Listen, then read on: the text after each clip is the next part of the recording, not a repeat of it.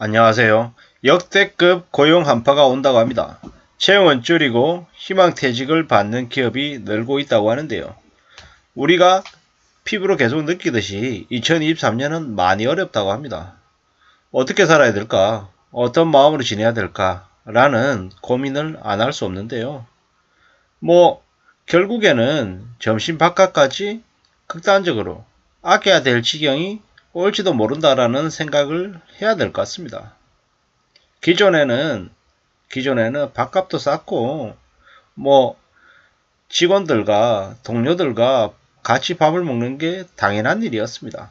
근데 점점 시간이 지날수록 이제 생각이 달라지는 거죠. 도시락을 싸서 다니고 혼자 밥을 먹고 뭐 퇴근하고 나면 불이 나게 또 다른 어딘가로 가야 되는 이들이 늘어나는 것 같습니다. 영끌, 비트, 코인 투자, 주식, 부동산 너무 많은 곳에서 사람들을 유혹하고 현혹시켜서 몰락시켰던 것 같습니다. 아직도 자신이 그 부채의 늪에 빠졌다라는 걸 못 느끼고 있는 사람도 많습니다. 좀 지나면 금리 다시 내려간다는데, 집값 다시 올라간다는데, 지금 정부가 대출도 풀어주고 규제도 풀어줘서 집값이 다시 올라갈 거야. 거래 다시 늘어날 거야. 이런 얘기들을 계속합니다. 근데 절대로 믿지 마시기 바랍니다. 상황이 금방 나아지지 않습니다. IMF에서도 경고하고 한국경제연구원에서도 얘기하고 말 안 하는 곳이 없을 정도로 여기저기에서 다 2023년이 어렵다고 합니다. 9개월 연속 무역 적자, 3분의 1 토막난 경상수지, 삼성전자도 2022년 대비 23년에 영업이익이 30%가량 줄어들 거라고 이야기한답니다. 은행들 지점 폐쇄는, 그리고 은행들, 공고사직은, 어제 오늘 얘기가 아니고요. 이런 일들이 계속 되는데, 내 삶이 별일 없이 지나갈 것 같다.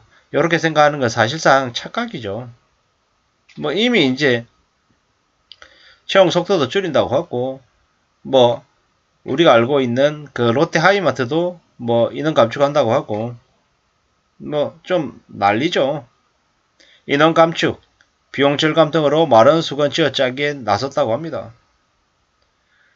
그리고 내년에 투자 계획도 최대한 보수적으로 한다고 하고요. 미국의 빅테크 기업에서 시작된 구조조정 바람이 국내 유통가와 금융권에도 이미 불어닥쳤답니다. 업계에서는 23년에 역대급 고용 한파가 올 것을 우려한다고 합니다. 롯데 면세점도 희망퇴직 신청 받고 있고요. 롯데 아이마트도 마찬가지고, LG전자 베스트샵도 그렇답니다. 근성연수에 따라서 기본급 4개월에서 35개월치의 위로금을 주는 희망퇴직을 진행한답니다. 어떻게 살아야 되겠습니까? 어떻게? LG 디스플레이는 생산직 직원을 대상으로 3개월에서 7개월씩 한시적으로 자율휴직하게 하는 방안도 검토 중이랍니다. 이거는 코로나 팬데믹 때 정말 불가피했을 때 사용하던 방식이잖아요. 이러한 일들이 계속 늘고 있다는데, 금융권은 벌써 희망퇴직 바람이 불고 있답니다. 하이투자증권하고 다울투자증권은 희망퇴직 신청을 받았고, 우리은행, 농협, 수협 등도 희망퇴직을 받고 있고, 농협 같은 경우에는 만 40세 미만 직원까지 희망퇴직 대상자에 포함시키고 있답니다. 올해 5대 은행에서만 거의 2,400명이 희망퇴직 방식으로 직장을 떠날 거랍니다. HMM은 10년 이상 육성직 직원을 대상으로 희망퇴직할 때 2년치 연봉에 해당하는 위로금 주고 장학자금도 지원하는 리스타트 지원 프로그램도 있답니다.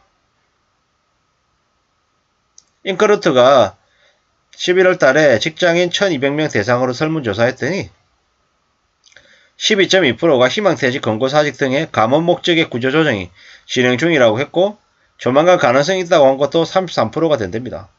그리고 부문이나 팀을 통합하거나 인력 재배치 진행 예정인 것도 23%라고 합니다. 사실상 한 60, 70%가 인력을 구조조정한다라고 보면 맞는 거죠. 자영업자들 또한 마찬가지입니다. 줄폐업을 하면서 뭐 더 이제 어려워지고 있다고 하죠. 고용을 유지할 수 없다.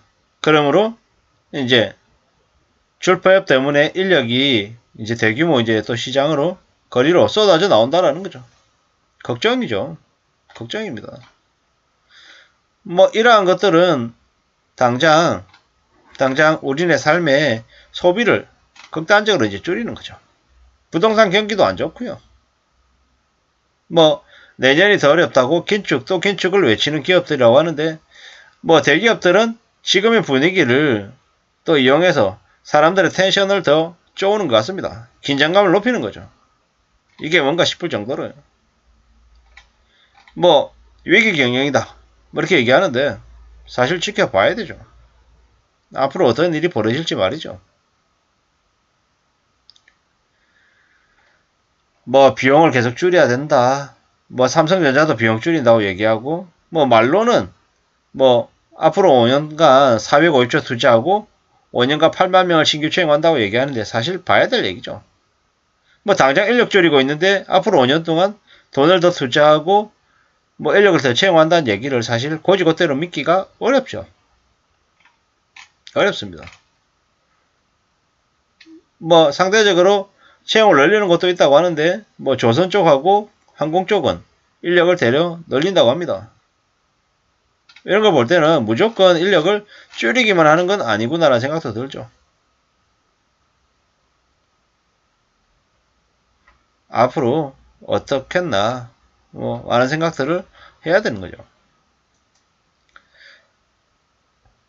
뭐 지금 이런 상황에서 뭐 저렇게 어려운 기업들을 상대로 해가지고 법인세 깎아줘야 된다 이런 얘기도 있는데 사실 그거는 조금 고민해 볼 문제라고 저는 생각합니다. 왜냐 법인세를 깎아주면 그 깎아준 세금을 어디에서 메꾸겠습니까? 결국에는 보통 사람 서민들에게서 돈을 더 뜯는다라는 거죠. 뭐 기업들 분위기 좋게 만들어 가지고 기업들이 뭐 채용을 더 늘리게끔 해서 낙수 효과를 기대하는데 기업이 힘든 만큼 개인들 보통 사람들도 어렵다라고 말씀을 드리고 싶고요. 법인세를 깎아주는 건 결국에는 지금의 정부, 지금의 기득권들이 재벌가 족벌가들하고 연결되어 있고 그들만을 잘 먹고 잘 살게 해주려는 수작질로밖에 안 보입니다. 이미 다른 나라에서도 뭡니까? 법인세를 깎아줘서 뭐 매출을 더 늘리고 투자를 더 늘리고 고용을 더 늘렸다라는 건 말이 안 되는 얘기 이미 밝혀졌는데도 그걸 고수한다라는 건 결국 다른 목적이 있는 거다라고밖에 안 보이고요. 지금처럼 채용을 줄이고 희망퇴직 받는 기업들이 늘어나는 이 시국에 어떻게든 살아남는 공리를 해야 될 걸 말씀드리면서 마칠까 합니다. 감사합니다.